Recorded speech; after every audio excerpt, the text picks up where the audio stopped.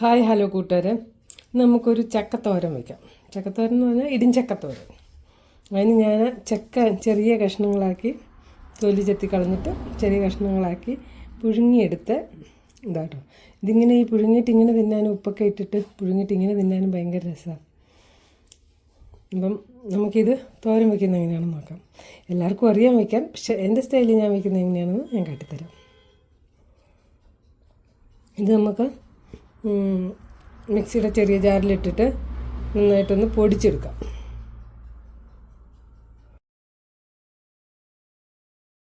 തോരൻ വയ്ക്കാൻ വേണ്ടിയിട്ട് നമുക്കിത് ഒന്ന് ചതച്ചെടുക്കാം. പിന്നെ 2 തണ്ട് കറിവേപ്പിലയുണ്ട്, പിന്നെ വെളുത്തുള്ളിയുണ്ട്, പച്ച കാന്താരി ഇല്ല, അപ്പം നമ്മൾ ഉണക്ക കാന്താരി എടുത്തേക്കുന്നത്. പിന്നെ കാന്താരിയാണ് ഏറ്റവും നല്ലത്. പിന്നെ തേങ്ങയുണ്ട്. അപ്പോൾ നമുക്കിതെല്ലാം കൂടി ഇട്ട് കൊടുത്തിട്ടൊന്ന് ചതച്ചെടുക്കാം.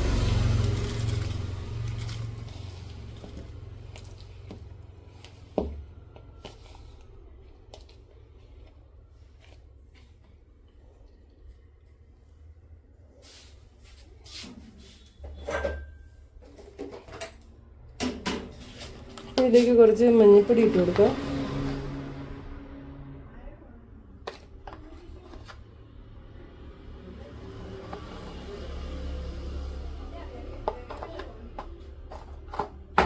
പിന്നെ കുറച്ച് കുരുമുളകിൻ്റെ പൊടിയും കൂടി ഇട്ട് കൊടുക്കാം കേട്ടോ.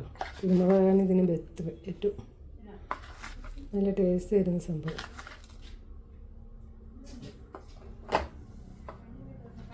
പിന്നെ ജീരകം പൊടിച്ചതും കൂടിയാണ് ഇടുന്നത്. ജീരകം തരിയായിട്ടിട്ട് ചിലപ്പം പൊടിയാൻ ചാൻസ് കുറയും. ജീരകം പൊടിച്ചതും കൂടി ഇട്ടിട്ടുണ്ട്. നമുക്ക് ഇത് ചതച്ചെടുക്കാം.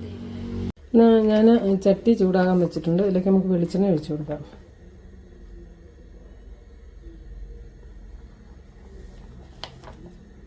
ഇതിന് നന്നായിട്ട് വേണ്ടത് വെളിച്ചെണ്ണ കേട്ടോ.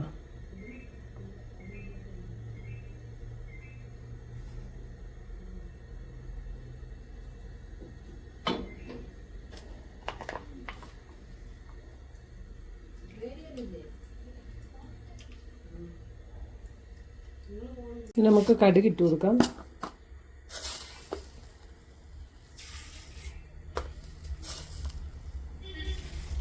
വെളിച്ചെണ്ണ എത്ര ഒഴിച്ചു കൊടുക്കുന്നു അത്രയും നല്ല ടേസ്റ്റ് ഉണ്ടാകും നമ്മുടെ പിന്നെ ചക്കത്തോരൻ കേട്ടോ.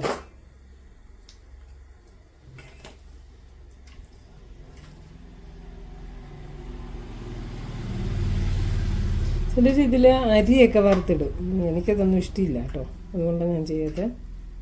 ചിലർ അരി വറുത്തിടുന്ന കാണാം, മുഴുന്ന് വറുത്തിടുന്ന കാണാം. ഓരോരുത്തർക്കും ഓരോ ഇഷ്ടങ്ങളാണല്ലോ. അപ്പം ഞാൻ ഇങ്ങനെയൊക്കെയാണ് ചെയ്യുന്നത്.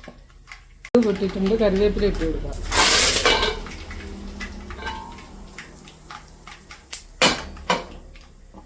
ഇതിലേക്ക് അരപ്പിട്ട് കൊടുക്കാം.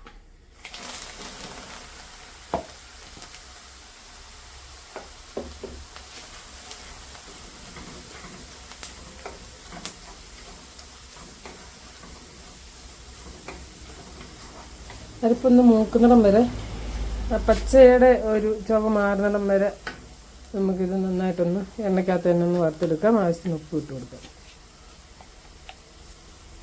ചക്കയിൽ നമ്മൾ ഉപ്പിട്ടിട്ടുണ്ട്, അപ്പോൾ അതുകൊണ്ട് ഇതിലിച്ചിരി കുറച്ചേ ഇടാവൂ.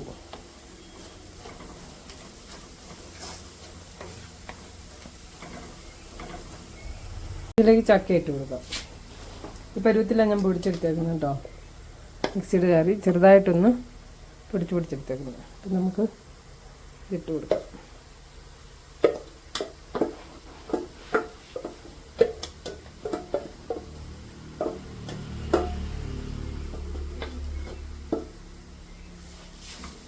ചെറിയ തീയിൽ വേണം ഇത് ആക്കിയെടുക്കാൻ, അല്ലെങ്കിൽ ചിലപ്പോൾ അടി പിടിക്കാൻ ചാൻസ് ഉണ്ട്. വേറെ വെള്ളമൊന്നും ഒഴിച്ചിട്ടുള്ളതല്ലല്ലോ. എന്നിട്ട് നന്നായിട്ട് മിക്സ് ആക്കിയതിന് ശേഷം നമുക്കിത് അടച്ച് വയ്ക്കാം. ചക്കത്തോരൻ ഏകദേശം റെഡി ആയിട്ട് നല്ല ആവി പാറുന്ന ചക്കത്തോരൻ. ഇതിൻ്റെ ഒരു മണം മാത്രം മതി കേട്ടോ. എന്തോ രസമാണെന്നില്ല ആ ജീരകത്തിൻ്റെയും കുരുമുളകിൻ്റെയൊക്കെ ഒരു മണം. കുരുമുളകാണ് ഇതിൻ്റെ ഹൈലൈറ്റ് കേട്ടോ. ചക്കത്തോരൻ വയ്ക്കുന്നവരെല്ലാം കുരുമുളക് നന്നായിട്ട് ഇട്ട് കൊടുക്കുക. ഭയങ്കര രസമായിരുന്നു. പിന്നെ പച്ചമുളക് അരയ്ക്കാതെ കാന്താരി അരയ്ക്കുവാണെ അതാണ് നല്ല എരിയും ഒക്കെ ആയിട്ട്.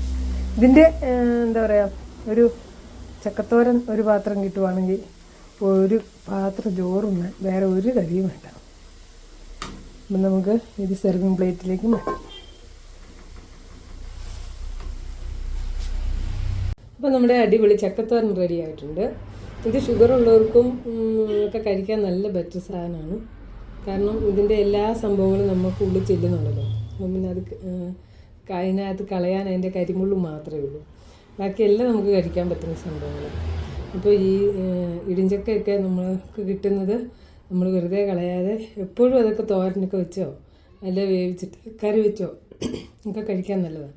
കറി വയ്ക്കുന്നത് ഞാൻ അടുത്ത വീഡിയോയിലിട്ട് കാണിച്ചു തരാം കേട്ടോ. അപ്പോൾ ശരി, പുതിയൊരു വീഡിയോ ആയിട്ട് വീണ്ടും വരാം. Okay, by.